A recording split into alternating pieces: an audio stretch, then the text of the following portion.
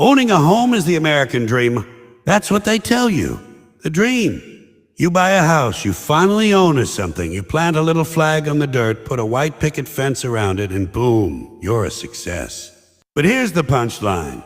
You don't own a goddamn thing. You think you do, but try missing a couple of payments and see how fast the people who really own it show up with papers and badges to remind you it was never yours to begin with. That's the game. They let you think you're a big-shot landowner when you're really just paying rent to the bank, the government, and every other parasite who attach themselves to your little piece of the dream. You ever stop and think about that? You work 40 years, save every nickel, sacrifice vacations, buy used cars, and finally scrape enough together for a down payment on this magical dream property. And you sign a stack of papers so thick it could choke an elephant, half of which you'll never read. The other half you couldn't understand if you tried. And when the ink dries, you're smiling like you just got knighted by the Queen, because someone told you, "Congratulations, you're a homeowner." Bullshit, you're not a homeowner. You're a tenant with a long-term payment plan. You don't own the house owns you. And the land. Forget it, you think you own that patch of dirt your house is sitting on. Try skipping property taxes for a year, just 1 year. Suddenly, men with guns and clipboards will be explaining to you how your family investment is being auctioned off to the highest bidder on Tuesday. That's right, the government is basically your landlord in a suit. Every year you gotta pay them protection money to keep living in the place you already bought. And if you don't pay, well, they're very efficient at reminding you whose dirt it really is. Ownership. You're renting from the king, folks. They just don't call him a king anymore. They upgraded the title to a county tax assessor. Makes it sound democratic. And then there's the bank. Oh, the bank, the friendly little institution that helps you achieve your dream. What a joke. They hand you money they don't even have, charge you interest for the privilege, and call it a loan. You're basically shackled to them for 3 decades. 30 years. That's a life sentence in financial prison. If you're lucky, by the time you're done paying it off, you're old, wrinkled, and too arthritic to climb the stairs in your own house. Then you die. And guess what? They sell the house again to the next sucker. It's like a carnival game where nobody ever wins except the guy who owns the booth. Let's talk about the illusion of control. You think it's your castle, right? Your fortress, your rules. Wrong. You can't even put up a fence without asking permission from the zoning board. Can't paint your door purple if some homeowners association gets twitchy about our community standards. Some people even have to get approval to plant a tree. Imagine that you need permission to stick something in the ground on your own land. That's not ownership. That's babysitting for the state. And the way they sell it to you is genius. They tell you, I buy a home, it's an investment. Investment. The only investment where you pay and pay and pay, and then when it's time to sell, half the money goes to real estate inspectors, appraisers, lawyers, and anybody else who figured out how to stick their hand in your closing costs. By the time you're done, you're lucky if you walk away with enough for a sandwich and a used lawnmower. But, hey, you're an owner. That's the lie they feed you, so you keep smiling while they pick your pockets. And don't even get me started on insurance. Oh, you thought you were safe because you owned it? Not so fast. You gotta pay insurance companies every year, just in case your dream catches fire, floats away in a flood, or some drunk neighbor backs his truck through your living room wall. And if disaster actually strikes, what happens? They send some guy with a clipboard to tell you, well, technically we don't cover that kind of disaster. Sorry, you're screwed. Thanks for the premiums, though. Enjoy your ashes. It's all a big scam wrapped in a bow, cultural hypnosis. They drill it into your head from birth to buy a home. Own your land. That's success. But all it really means is you're on the hook to keep feeding the machine. Banks, governments, associations, insurance companies, utility companies, everybody gets their cut before you even finish breakfast. And you're standing there in the kitchen thinking, this is mine. I own this. Sure you do. Just don't forget to pay every single one of those people on time every year forever, or they'll remind you real quick who actually runs the show. And here's the kicker. You're not even allowed to just live on land without playing their game. Try it. Try pitching a tent on our land and saying, I live here now, no house, no mortgage, no bills. I'd still call it illegal camping and toss you out. So apparently you can buy land, but you can't just use it the way you want. You gotta build something on it, pay for permits, follow codes, keep it up to standards. That's not ownership. That's not ownership. That's leasing with extra paperwork, and all the while people keep parroting this nonsense like it's gospel. Oh, I own a home. No, you own a glorified receipt, and even that's conditional. The government owns the land, the bank owns the house until you're nearly dead, and the insurance company owns your peace of mind. What's left for you? A pile of debt, a stack of bills, and a lawn you gotta mow every goddamn week. Congratulations, you're living the dream. So next time someone brags about owning their home, just remember, what they really own is a 30-year agreement to keep feeding the system. The dream they sold you? It's not freedom. It's a mortgage-shaped leash around your neck, and you're supposed to smile while they drag you around the yard. Because the truth is, you don't own the land, you don't own the house, and you sure as hell don't own the dream. The dream owns you. You ever notice how they keep telling you that real estate is valuable? Like it's some sacred treasure? They make it sound like every square inch of dirt in the country is a piece of gold dipped in chocolate, wrapped in diamonds, guarded by angels. This land is worth so much. Oh, it's dirt. It's the same dirt it was last year. The same dirt it was 50 years ago. The same dirt it'll be 1,000 years from now. Dirt doesn't appreciate. Dirt doesn't suddenly get smarter. Dirt doesn't start a side hustle. Dirt doesn't join a gym and come back with six-pack abs. Dirt just sits there. No, just sits there. But every year, some guy in a suit waves a clipboard and says, "This dirt is now worth double." And everybody nods like he just discovered fire.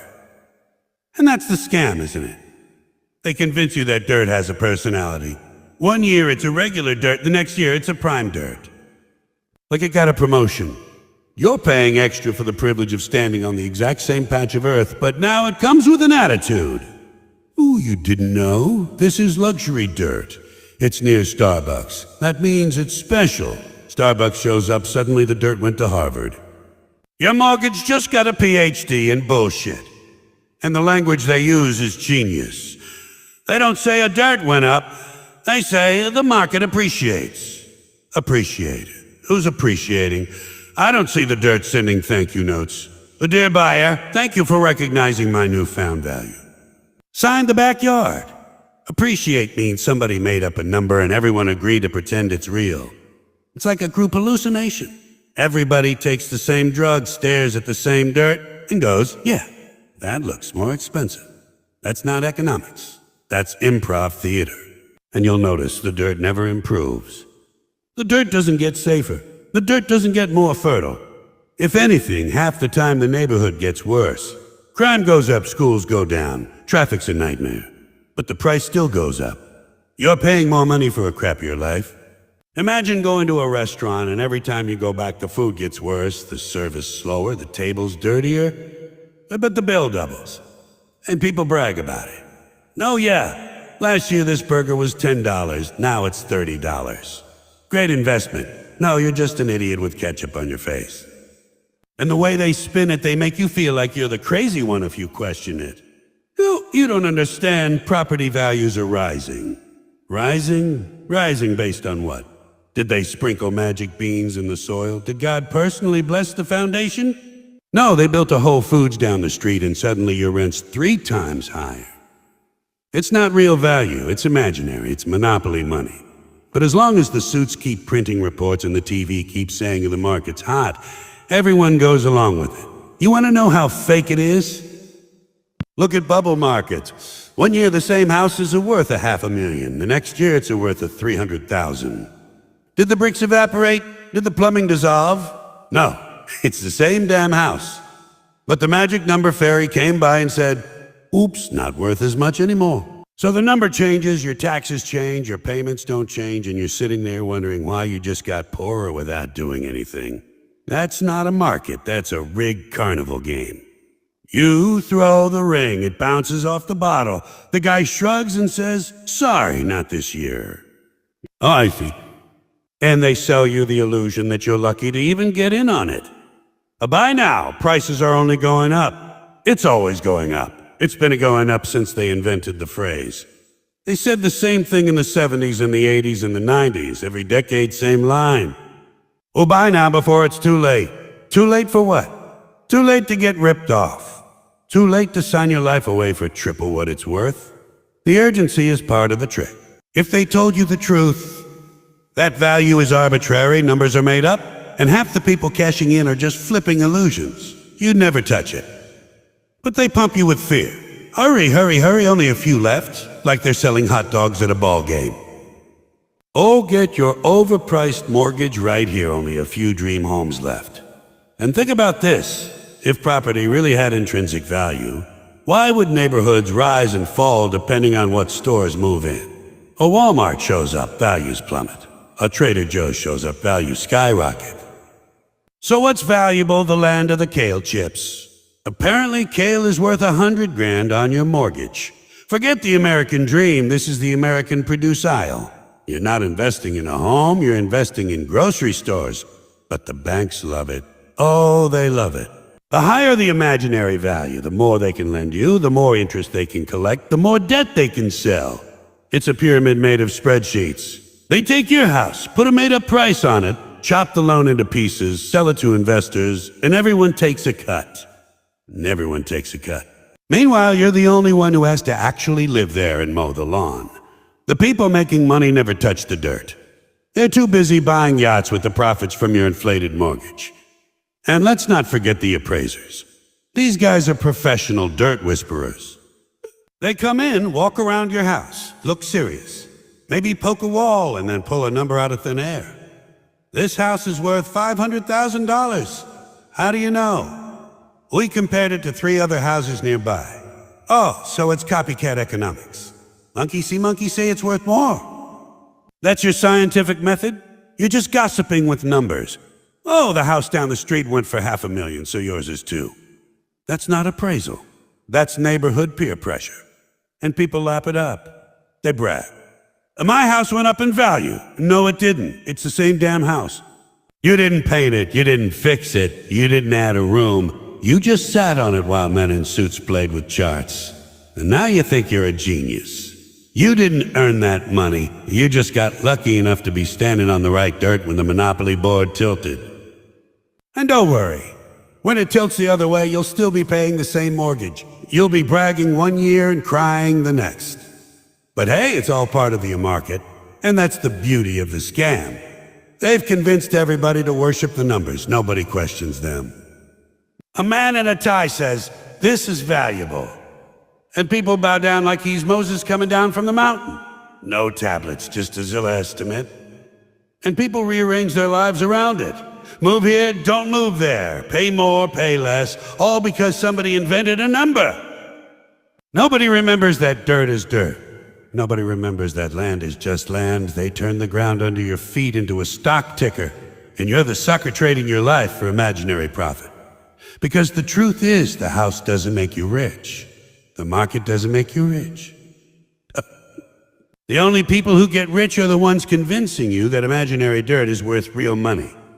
So when they tell you prices are up, what they really mean is the scam is working. You ever notice the whole housing game is basically a pyramid scheme with shingles? That's all it is.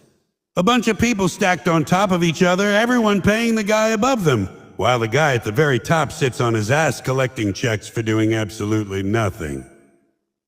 Renters at the bottom, homeowners clawing their way through mortgages in the middle, and landlords sitting pretty on top like they invented breathing. It's the oldest scam in the book. Shelter. Everyone needs it. You can't just opt out of shelter. You can opt out of cable, you can opt out of Starbucks, but try opting out of shelter. Go ahead, sleep outside in January, see how that works out. They've got you by the throat, and they know it. That's why they can charge whatever they want. You pay or freeze to death. That's not business, that's extortion with better marketing. And at the bottom you got renters. Poor bastards. Renting is like lighting your money on fire every month and then thanking the guy who handed you the match. You work, you pay, you sweat, and at the end of the year, what do you own? Nothing, not even the cockroaches. Those belong to the landlord too. Renters are just financing someone else's dream while living their own nightmare. And landlords love to tell renters, well, you're just throwing your money away. Oh, really? And what are you doing, landlord?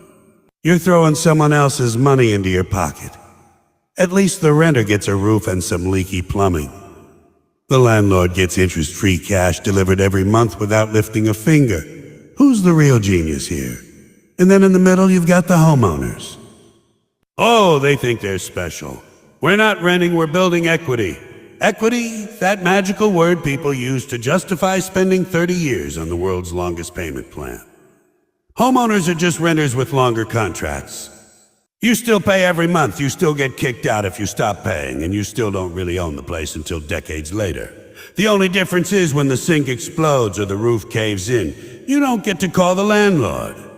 Congratulations, you are the landlord now. Pay up. Suddenly, the dream home feels like a money pit with a mailbox, and then there's the landlords themselves. The landlords are the best. These people figured out how to get rich without working. They don't make anything, they don't build anything, they don't invent anything. They just sit there owning stuff. That's it. Their job is a having. That's the whole resume. What do you do for a living? I own things. I exist while other people pay me. That's not a job. That's a position in the food chain. That's being a tick on society's back. And they love to act like they're doing you a favor. I'm providing housing. No, you're not. The house was already there. The builder provided housing. The landlord just showed up afterward like a raccoon digging through garbage. Oh, look, I'll take this one and that one. One, and now you all owe me money forever. And you ever notice landlords always have the same excuses? Oh, being a landlord is so hard. The tenants are always calling me. Things break, it's such a burden. Bullshit. You fix a toilet twice a year and cash checks the other 363 days. Don't act like you're a coal miner. Don't act like you're storming Normandy. You're a guy who owns a key. That's it. You bought a box, you hand out keys to other people, and then they pay you for the privilege of existing inside your box. That's the whole business plan. The pyramid scheme of boxes. And the pyramid keeps itself alive because everyone's trying to climb it. Renters want to become homeowners. Homeowners dream of becoming landlords. And landlords want to become developers. Everybody's stepping on the head of the guy below them, hoping to get high enough that someone else has to pay them. It's not about shelter anymore, it's about leverage. Shelter is just the excuse. The real game is how many people can you trick into paying you while you sit back eating nachos in your second house. And renters are stuck forever. They tell you renting is temporary, but for a lot of people it's permanent. Because the rents keep going up. Always up, never down. You ever hear of rent going down? Never. Even if the building is falling apart, even if the neighborhood looks like a war zone, the rent goes up. Why? Because they can. That's it. No reason, just because. Try telling your landlord, well, my salary didn't go up, so I'm paying less this month. See how fast you're out on the street. Rent is the only product in the world where the worse it gets, the more it costs. Your roof leaks, the pipes rattle, the neighbor's running a meth lab, but congratulations, your rent just went up $200. Enjoy your new amenities. And homeowners in the middle, they're no better off. They brag about owning something, but really they're paying rent to the bank and taxes to the government. They're like renters with more paperwork. And if they miss a payment, the bank swoops in, takes the house, and sells it to the next sucker. And sucker. Homeowners are just temporary tenants who mow their own lawns. And they tell themselves they're different from renters. You are investing. No, you're not. You're just renting from the bank with a fancier title. And the landlords at the top, they're the casino owners. They don't gamble, they don't play. They just sit back while everyone else feeds quarters into the machine. They own buildings they'll never live in. Neighborhoods they don't visit, cities they don't care about. All they care about is the cash. They've got armies of renters below them, all paying tribute every month like peasants tossing coins to the king. And if the peasants complain, the king shrugs, pay up or move out. That's the whole philosophy. And the system rewards it. The more you own, the more you can own. Banks line up to hand landlords money because they know renters will keep paying. The government gives them tax breaks. Tax breaks! You're already rich. You're already charging people to exist. And now the government says, here's some free candy. Meanwhile, the renter can't even deduct their rent. They just pay and pay and pay with nothing to show for it, while the landlord gets richer for simply being there. And then they have the nerve to say, well, I took the risk. Risk? What risk? The tenant takes the risk. They risk eviction. They risk homelessness. They risk having their life turned upside down if they miss a payment. You? You risk getting a smaller check? Oh, poor baby, let me play you a sad song on the world's smallest violin while you swim in a pool of rent money. And let's not forget the developers. The landlords evolve into developers like Pokemon. Suddenly, they're not just owning houses, they're building entire blocks. Luxury towers, overpriced condos. And they always build the same thing. Boxes stacked on boxes, wrapped in glass with a yoga studio in the lobby. They call it a luxury living. Luxury? You're paying $3,000 a month to live in a shoebox with stainless steel appliances. Stainless steel doesn't make your life better. It just makes your credit card bill bigger. But people fall for it. Oh, look, honey, it has granite countertops. Yeah, great. Now you can't afford groceries to put on those countertops. And it's all a game of musical chairs. There are never enough seats, and the music never stops. Renters chase apartments, homeowners chase mortgages, landlords chase renters, developers chase investors. Everyone's running in circles, and the only constant is the money always flows upward. From the bottom to the top, from the renter's paycheck to the landlord's pocket, from the homeowner's mortgage to the bank's balance sheet, and at the top they sit there sipping wine, laughing at how easy it is to make people pay for the privilege of existing indoors. Because when you strip it down, that's what real estate is, paying for the right to be inside. That's it. You're not paying for land or bricks or plumbing. You're paying for permission to exist inside a box instead of outside in the rain. And somebody somewhere is always making a profit off your need to not die of exposure. So in the end, real estate isn't the American dream. It's the American pyramid scheme. And the only winners are the ones collecting rent while everybody else digs deeper into their pockets just to stay dry. Because the truth is, the only thing you really own in this whole game is the bill.